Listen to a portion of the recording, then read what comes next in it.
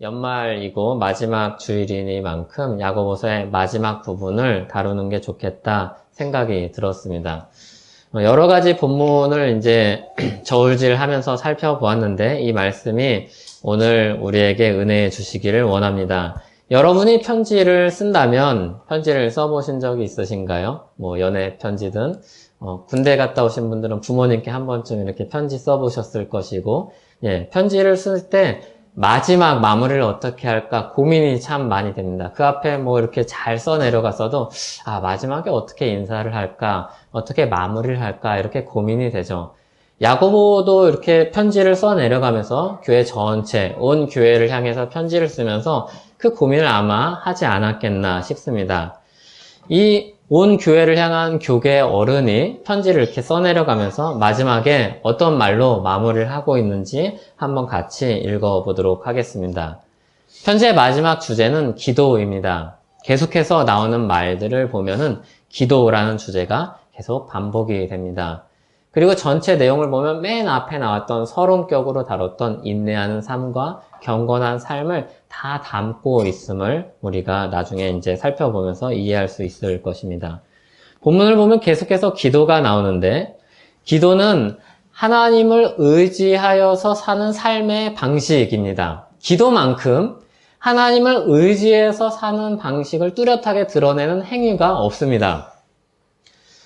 기도를 사람들이 싫어하는 사람들이 있습니다. 자아가 강한 사람들이 기도를 싫어하는데, 자존심이 강한 사람들이. 그거 내가 하면 되는 건데 왜 굳이 기도하냐 이렇게 이야기를 하죠. 좀 똑똑하고 의지가 강하고 자기 일에 성취가 있는 사람들이 이런 이야기를 많이 합니다. 그거는 기도할 게 아니라 내가 할 일이지 이렇게 이야기하죠.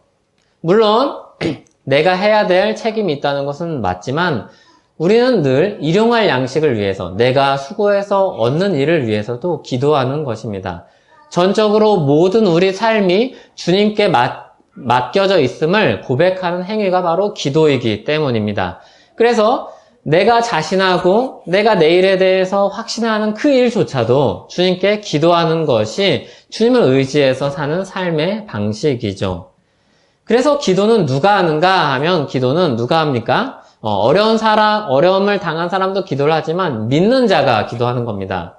내일 주님이 지켜주실 것을 믿는 자가, 우리를 구원해 주신 그 주님을 믿는 자가 기도하는 것이죠. 들으시고 응답하시는 하나님에 대한 믿음이 있기 때문입니다. 그래서 오늘 말씀을 보면 교회가 언제 기도하는가 세 가지로 나눠서 이야기할 수 있는데, 고난당할 때, 그리고 병들었을 때, 그리고 죄를 범했을 때 기도해야 됩니다. 교회가 기도해야 합니다. 믿는 자들의 모임인 교회가 기도해야 됩니다. 우리가 가진 믿음이 이것이기 때문입니다. 우리 고난을 주님이 해결해 주시며, 그리고 우리 병든 것을 주님이 고쳐주시며, 그리고 우리 죄로부터 우리를 깨끗하게 해주시는 분이 주님이라는 것을 믿기 때문입니다. 우리 힘으로는 살 수 없지만 주님이 주신 힘으로는 살 수 있음을 믿는 사람이 바로 우리이기 때문입니다. 13절에 보면 너희 중에 이렇게 이야기합니다. 교회를 가리키는 말이죠. 너희 중에 고난당하는 자가 있다면 기도하라 이야기합니다. 물론 즐거움이 있다면 찬송해야 할 것입니다. 교회는 고난당할 때, 그리고 각 사람은 기도해야 합니다. 그리고 14절에 보면 또 너희 중에도 이제 교회겠죠. 너희 중에 병든 자가 있다면 기도하라 이렇게 이야기합니다. 이때는 좀 다른 방식으로 기도하라 이야기합니다. 교회 장로들을 청하라. 교회 장로들을 청하라는 건 교회 대표자들을 청하라는 것입니다. 장로들의 기도는 즉 교회의 기도라 할 수 있습니다. 이때 우리가 잘 봐야 될 것이, 치유의 은사를 가진 장로들을 구하라 이렇게 이야기하지 않습니다. 놀라운 이야기입니다. 그런 정서, 그런 문화 안에 있던 사람들에겐 굉장히 독특한 이야기죠.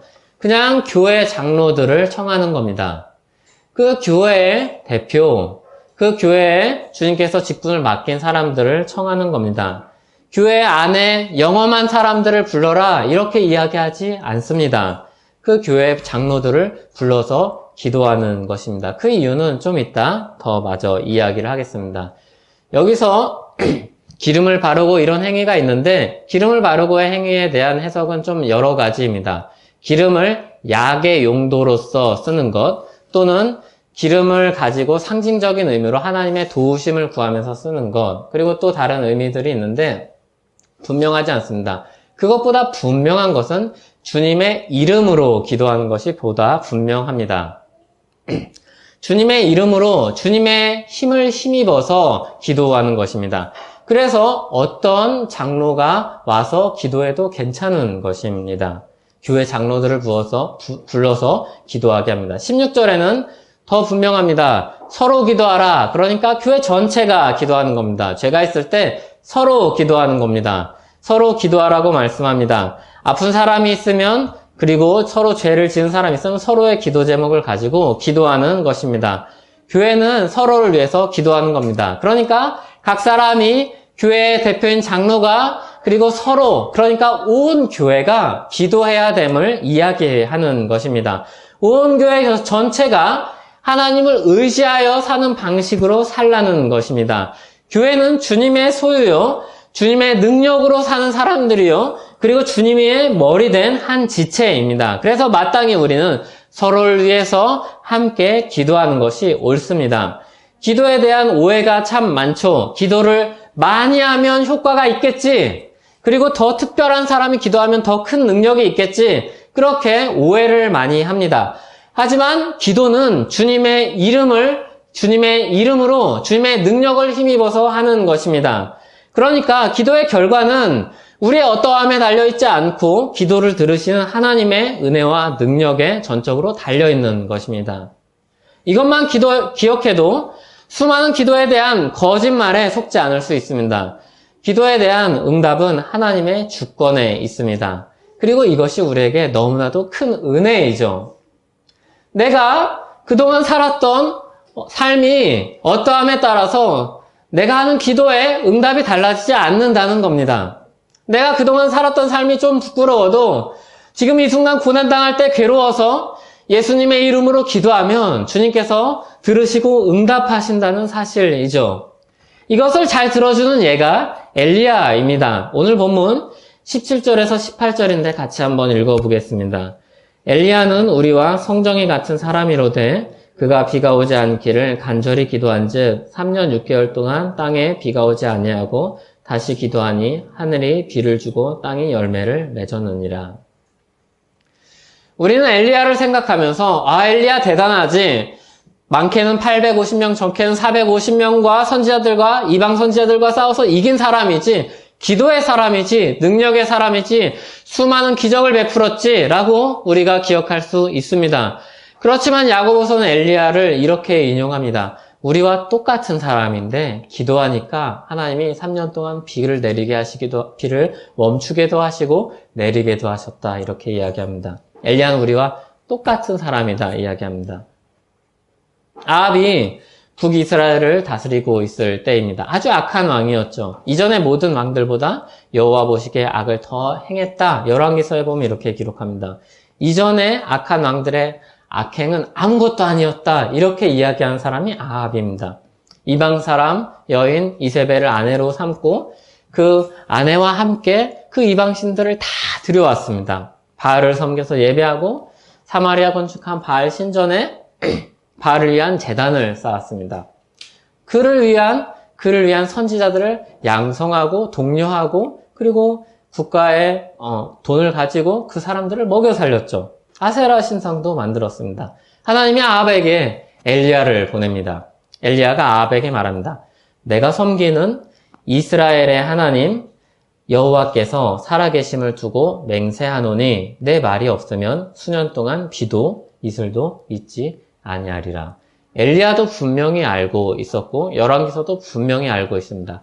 하나님이 보낸 사람이요 하나님이 허락하시면 이런 일들이 있을 것이다 라고 이야기하는 것이죠. 그리고 3년 동안 비가 내리지 않습니다. 가뭄입니다. 하나님이 다시 엘리야를 부르십니다. 그리고 하나님이 그를 통해서 그가 간절히 기도하는 것을 통해서 비를 내리십니다.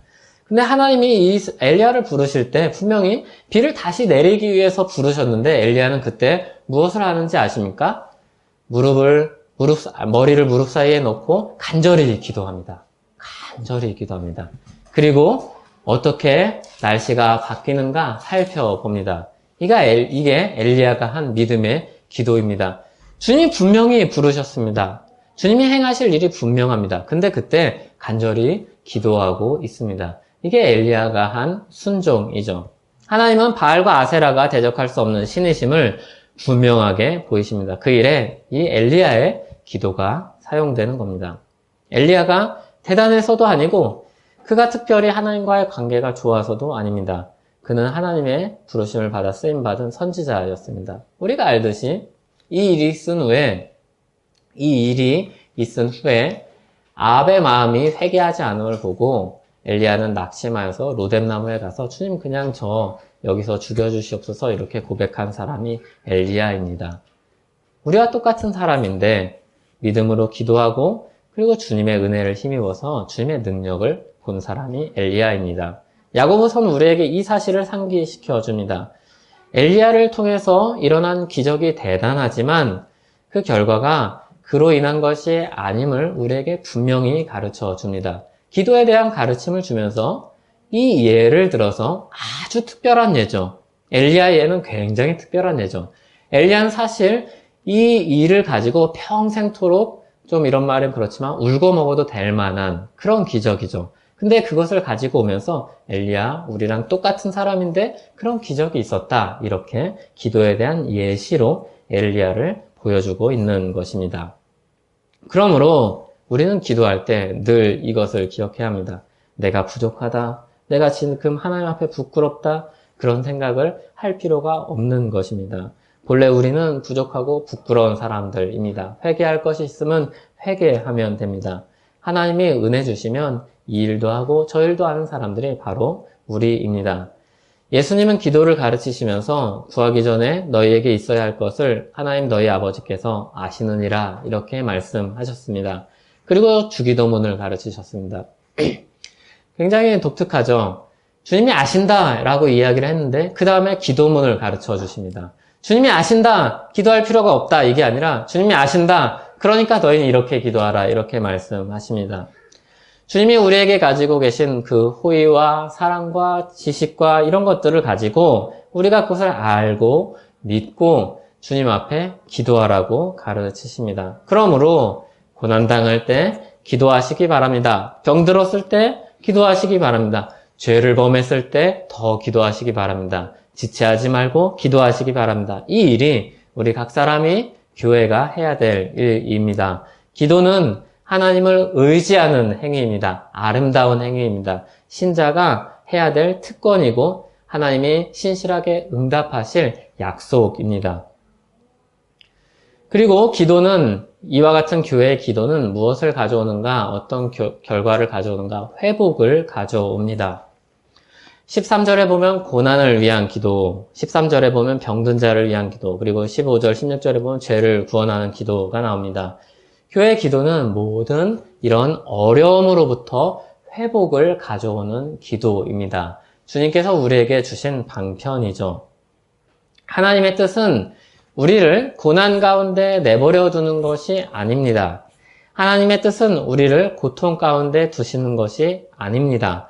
무엇보다 하나님의 뜻은 우리를 죄 가운데 두시는 것이 아닙니다. 우리가 이 사실을 잘 기억하고 있어야 됩니다. 하나님은 우리가 사회적인 어려움을 당할 때, 육체적인 어려움을 당할 때, 그리고 영적인 어려움 가운데, 죄로 인해서 영적인 어려움 가운데 있을 때 자기 백성들을 내버려 두길 원하지 않으십니다. 그것을 가장 잘 보여주시는 분이 바로 예수님이신데, 예수님께서 이 땅에 오셨을 때 보여주신 하나님 나라의 모습이 그랬습니다. 주님이 오셔서 이 땅 가운데 보여주신 것은 하나님 나라의 본래 모습, 하나님 나라가 정말로 이 땅 가운데 일어났을 때, 우리에게 왔을 때 어떤 일이 벌어지는가를 우리에게 보여주신 것입니다. 그 하나님 나라를 보여주신 예수님의 사역을 돌아보면 이렇게 기록을 합니다. 마태복음 4장 23절, 24절입니다. 같이 한번 읽어보겠습니다. 예수께서 온 갈릴리에 두루 다니사 그들의 회당에서 가르치시며 천국 복음을 전파하시며 백성 중에 모든 병과 모든 약한 것을 고치시니 그의 소문이 온 수리아에 퍼진지라. 사람들이 모든 앓는 자, 곧 각종 병에 걸려서 고통당하는 자, 귀신 들린 자, 간질하는 자, 중풍병자들을 데려오니 그들을 고치시더라. 주님의 나라 안에는 병든 것들이 다 나음을 입는 나라입니다. 회복의 나라이죠. 예수님이 가시는 곳마다 모든 병과 모든 약한 것을 고치셨습니다. 그리고 놀랍게도 주님께서 12 제자들을 보내실 때 이런 주님의 능력을 그들에게 주셔서 모든 앓는 자가 주님께 나왔을 때 나음을 입었던 것처럼 그 제자들을 만난 사람들이 나음을 입었습니다. 주님을 만난 사람들과 주님의 제자들을 만난 사람들이 하나님 나라의 회복을 경험했습니다. 이것이 하나님께서 우리 안에 가지고 계신 뜻이요, 우리 안에 이루어 가시는 뜻이요, 그리고 온전히 우리에게 주시고자 하는 그 회복의 하나님의 나라입니다.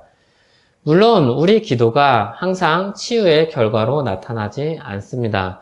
그래서 저는 아직 지금 이렇게 감기가 걸려 있는 것이고, 그거보다 더 대표적인 예가 바로 사도 바울입니다. 바울은 자신에게 가지고 있는 육체의 질병이 있었습니다. 고질병이었습니다.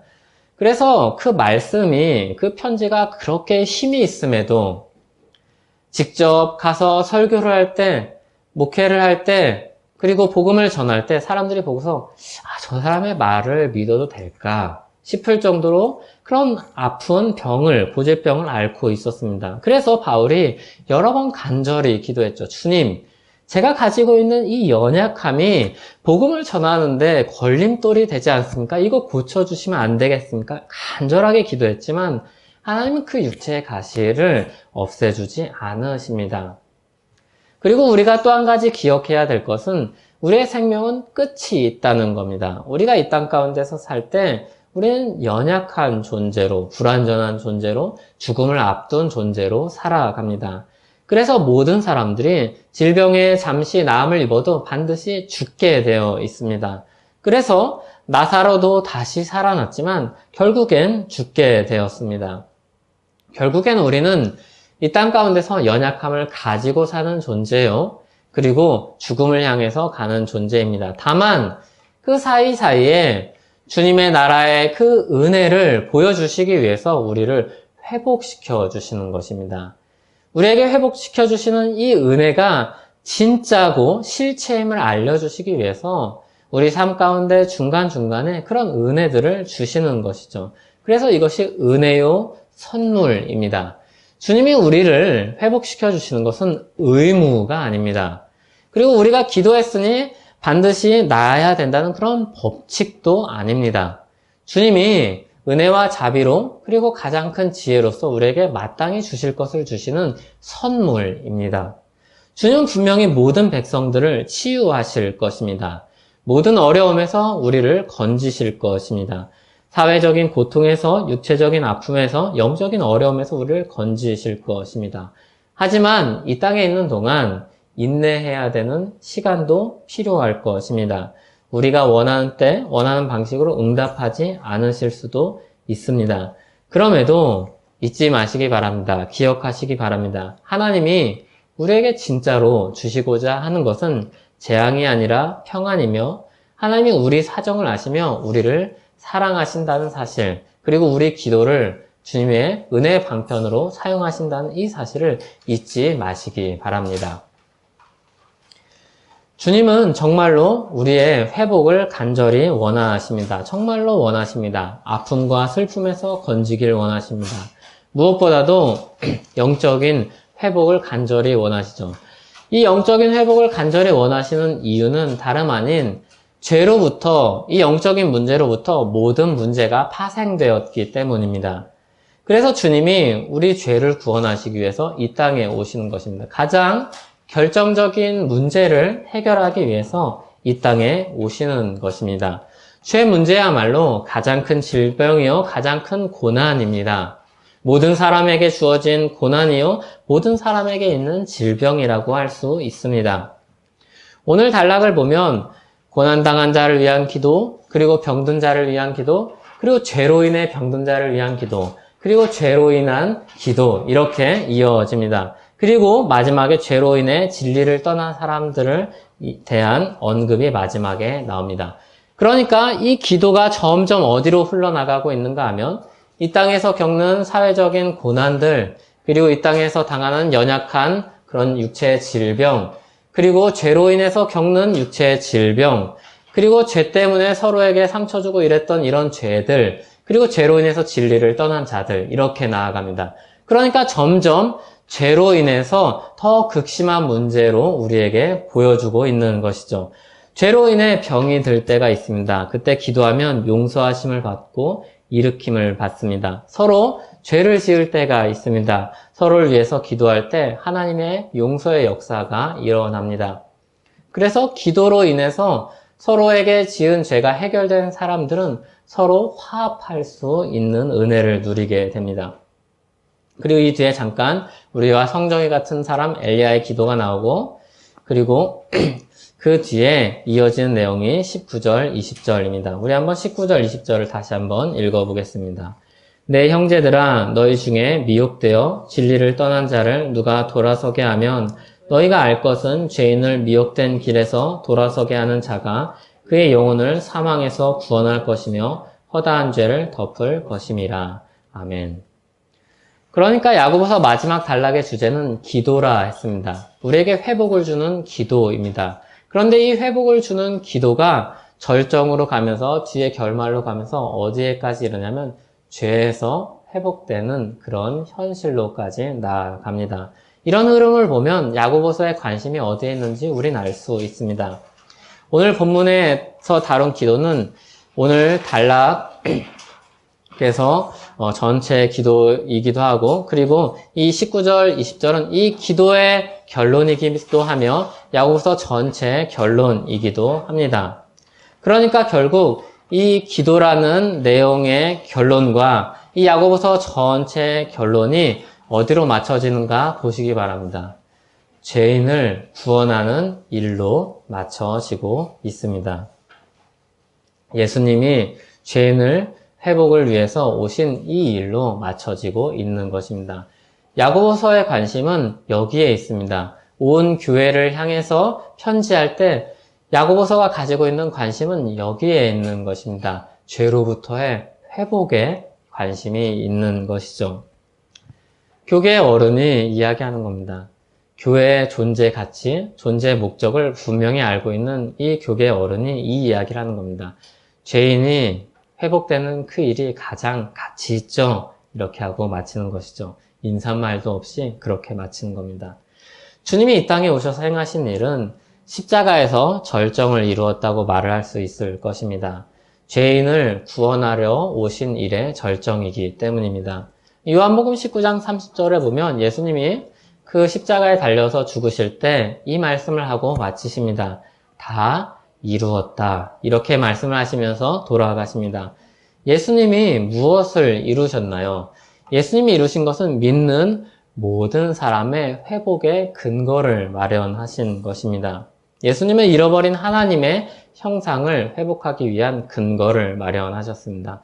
죄인들이 누구인가 여러 가지로 설명을 할 수 있지만 죄인들은 하나님이 본래 주셨던 아름다운 하나님의 형상을 잃어버리고 그 하나님의 형상이 왜곡된 사람들이다 라고 할 수 있습니다.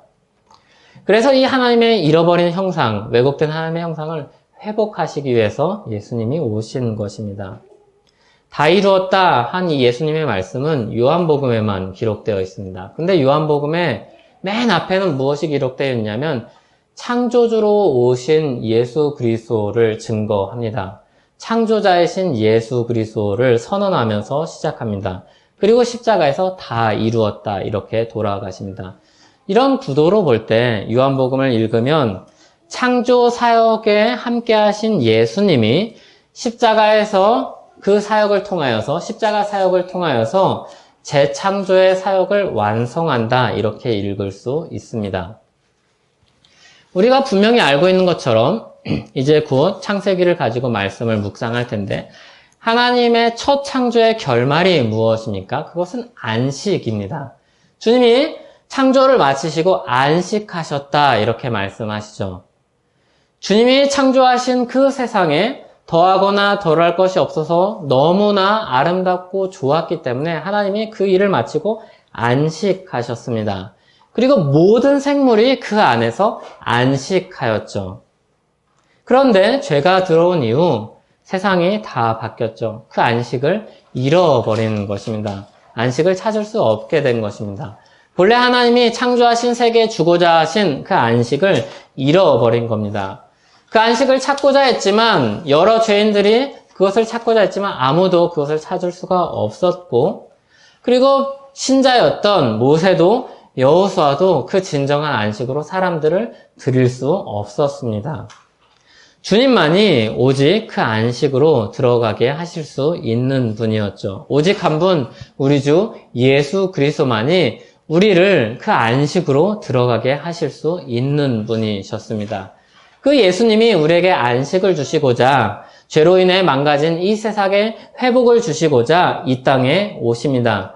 이것을 위해서 한 가지 해결해야 될 문제가 있죠. 바로 죄 문제입니다. 죄가 여전히 남아 있습니다. 없던 일로 하자거나 못 본 척 할 수 없습니다. 공의의 하나님이기 때문입니다. 공의로운 하나님의 심판대 앞에 모두 다 이 죄 문제를 가지고 서야 됩니다. 그래서 예수 그리스도께서 우리 모든 죄짐을 지시고 그 십자가에서 형벌을 다 받으시는 것이죠. 우리가 그대로 주님의 심판대 앞에 갔을 때 해결해야 될 죄 문제를 주님이 다 지시고 십자가에서 죽으시는 것입니다. 그를 믿는 자들의 죄는 다 예수 그리스도께 내려진 형벌로 대치됩니다. 그래서 믿는 모든 사람들의 과거의 모든 죄들과 현재의 모든 죄와 미래의 모든 죄가 예수 그리스도의 십자가로 인해서 용서를 받습니다. 그러니까 정말로 다 이루신 것이죠. 이 십자가의 은혜로 인해서 과거의 모든 죄와 오늘의 죄와 내일의 죄가 다 용서받기 때문에 회복을 하여서 다시 주님께서 본래 주시고자 했던 안식으로 우리를 드리는 것이기 때문에 다 이루신 것입니다. 그렇기 때문에 예수님은 거기서 다 이루었다 말씀하시는 겁니다. 우리의 모든 죄를 다 용서하실 수 있는 근거를 마련하셔서 이제 주님께서 본래 주시고자 했던 그 안식으로 우리를 드리시니까 정말로 다 이루신 것이죠. 그 십자가에서 주님은 다 이루신 것입니다. 주님은 말씀하신 대로 참으로 길이요 진리요 생명이셨습니다. 그 안에 참된 안식으로 가는 길이 있었고 참된 길로 참된 길임을 가르치는 그 진리의 복음이 있었고 참된 생명의 근원이셨습니다. 정말로 주님은 참된 길이요 진리요 생명이셨습니다. 그리고 그 십자가에서 우리를 위한 모든 회복의 근거를 마련하신 다 이루신 주님이셨습니다. 교회는 이 주님의 회복 역사에 감사함으로 기쁨으로 참여하는 사람들입니다. 우리는 다 이루었다 하신 그 말씀으로 십자가로 인해서 구원받은 사람들입니다. 그들을 교회라고 하죠. 우리 안에 어떤 사람들을 교회라고 합니까? 예수 그리스도의 십자가 은혜를 믿고 돌아온 사람들을 교회라고 합니다. 교회는 그리고 또 다른 사람들이 죄에서 돌이켜 은혜의 삶으로 들어오는 것을 반겨하는 사람들입니다. 죄인들이 돌아올 때, 야, 너도 교회로 오냐?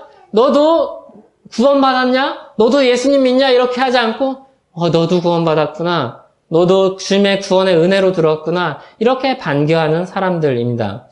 예수님께서 이렇게 말씀하십니다. 누가복음 15장 7절 같이 한번 읽어보겠습니다. 내가 너희에게 이르노니 이와 같이 죄인 한 사람이 회개하면 하늘에서는 회개할 것이 없는 의인 99으로 말미암아 기뻐하는 것보다 더하리라. 아멘. 천국, 하나님의 나라가 어떤 곳입니까? 죄인 한 사람이 회개하고 돌아오는 것을 그렇게 기뻐하는 사람들입니다. 그런 나라입니다. 교회에서도 죄인 한 사람이 회개하고 돌아올 때 기뻐합니다. 함께 기뻐하고 함께 예배하죠. 함께 예배하고 그리고 주님의 성찬의 식탁에 참여하죠.